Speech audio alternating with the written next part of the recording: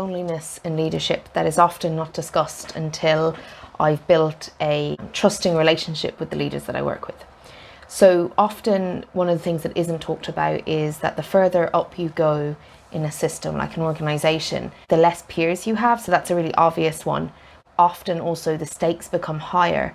And so who you can trust and how you trust people becomes more and more important as you filter up the organisation. And one of the things, even as organisations become flatter, because I just said filter up, even as organisations become flatter, in leadership positions there is responsibility and expectations and visibility that there isn't in other positions, and so there's a loneliness that can come with it. And that loneliness might actually be across people's lives, because there are certain types of people, that like personality types, history, scripts, all of that stuff, that thrive in responsible decision-making leadership roles. And often a lot of people who I've met who are leaders in some way, whether formally or informally, they've been leading all their lives. And I joke myself about my first leadership position was when I was the boss. I set up a business at about 8. I know I'm calling it a business, bear with me. A car washing business at 8, and I had 2 younger siblings. And I decided they could work for me. And I decided that I'd trade off sweets instead of the full share. Yeah, that they might have said I was bossy. I would think I demonstrated great leadership qualities. So for a lot of leaders, they have been influencing and leading for a long time before they become a leader, and it's often informal. But what that can often point to is somebody who's used to making decisions on their own, fixing problems themselves, carrying weight alone.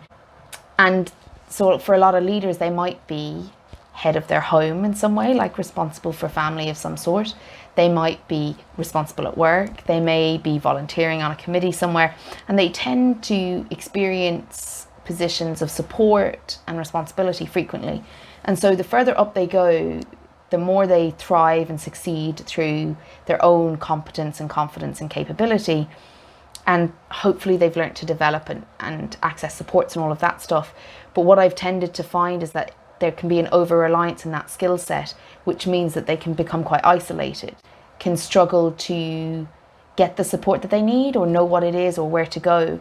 And that comes up a lot in the coaching work that I do, not as the reason anyone comes to me. Nobody says, Sheila, I'm lonely, like coach me. But it comes up in the work that I do with leaders, because actually they often do a lot alone.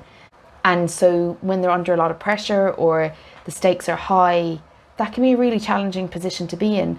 And they might not always be able to turn to peers the way that they maybe once did or never did, depending on their family history. So I just want to say that leadership can bring a loneliness with it, because you're making decisions and you've got to make the decisions in the best interest of the organisation or the team and not necessarily individuals.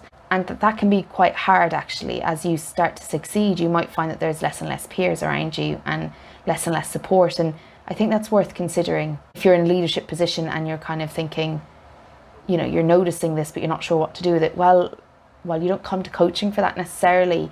By improving your relational skills and your leadership capacity, you're going to learn about what you need more evidently, and then you're going to be able to make better decisions that meet your needs. And so I think it's really important that we think about that loneliness in leadership, because when you've got a leader who isn't getting honest feedback or doesn't have a mirror being held up to them, then you're going to find that there's a lot of guesstimations. Things will catch them off guard when they didn't go to plan, or, you know, they might not be able to read what people really think. And all of these things get in the way of your performance as a leader. And so loneliness directly impacts performance as a leader, because your ability to establish, maintain relationships, get feedback, good judgment call of people, all of that stuff is really important in the practicalities of leading and in how you're going to inform strategy. If you're not understanding really what's going on because it's not being communicated to you or because it's not in the rooms you're in, it's going to be really hard to make good decisions. And so I want to leave you with that thought.